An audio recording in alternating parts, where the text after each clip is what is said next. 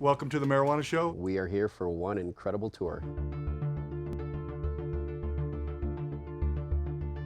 About 5.5, 6 years ago, my brother became the caretaker for my grandmother, who had a number of different ailments towards the end of her life, and he started giving her edibles. That was really the first time I saw cannabis start to come into focus for me as medication. I think I went back to Rick, whose real expertise was food and consistency in recipes, and asked if we could possibly do edibles at the bakery that he was running. And I thought you were insane. But then I think you took me over and I met your mom and dad and your grandma, and I saw all the pharmaceuticals she got off. Yep. I mean, she could sleep, she could eat, she had an appetite from cannabis. It was amazing to me. My eyes were opened.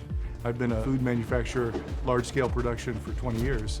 I knew how to build quality control plans, food defense plans, food safety plans, and I wanted to bring that into cannabis. At the time, edibles were inconsistent, right? You could have an edible from a company one week and you were fine. You eat the same edible from the same company the following week and you were over-medicated. I don't want to give anybody 101 milligrams when I'm saying it's 100. I don't want to give them 99. I wanted it to be exactly what we were saying it's going to be. I wanted it to be medicine. Yeah, I think that's what's made us successful is our customers expect that level of consistency and professionalism, and I think that shows every day with the amount of products that we're selling now. Our partner Josh, that's in the kitchen, he's an expert, he's a chocolatier, and we kind of took that ball and ran with it. Now we have a wide variety of chocolates, and now that's expanding. We have new products that we're coming out with, and that really came down to our extractions, because it's medicine and it's food, and we take that very seriously. Hi everybody, my name is Bob Esquino and I am co-founder and president of a company called Medically Correct here in Colorado. What I've learned over the last few years is compliance is really the most important thing we do. I've got a person whose full-time job is to make sure I don't go to jail. And honestly, that is the most important thing to me. You know, one of the things that I've always focused on in this space is to make sure I don't do any damage, right? I mean, people have given everything to put me and my company where we are today. People have risked everything. They've gone to jail. My job is to make sure the industry moves forward in a responsible manner. And I need to make sure that everybody getting into this industry does the same thing, right? We have a huge burden on our shoulders. My suggestion moving forward is to make sure that you're above board, that you do everything ethically, honestly, and you make sure that you not only take care of your business, but you are also taking care of the industry as well.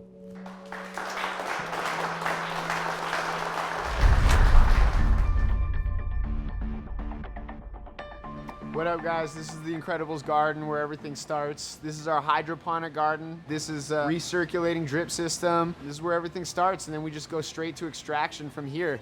This is the Incredibles extraction lab. What we accomplish in here is we do food grade oil and smoking quality oil as well. We've invented our own machine that we can really utilize to extract the way we want to. What we've got on the table here is two examples. This is some food grade oil and this is some smoking quality oil, which I'll lift up right here. And these are both extracted the same way with the same kind of material. The real difference is that oil in its natural form is considered THCA. There's an acid that's attached onto it called a carboxylic acid.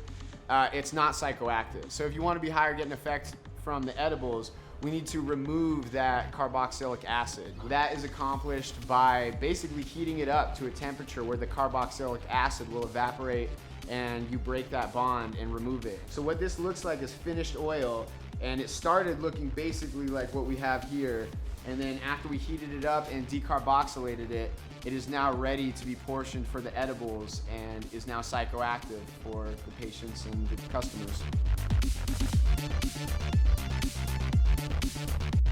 We take our hash oil, and we're making boulder bars today, so they're pretty simple, but we take our hash oil and we mix it in with our chocolate base, and then we mix in our inclusion, which is the toffee bits for the boulder bar.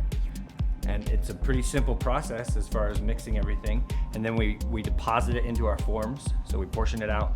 We have to stay accurate for potencies to make sure that every square is 10 milligrams. And then we cool it, we depan it, we take it out of its forms, and we trim up the edges and make sure it's a clean bar so that it's good. And then they get sent off to packaging. They put them in their packages and load them up in the cases and send them out to dispensaries. And then I eat them. And then you get to eat them.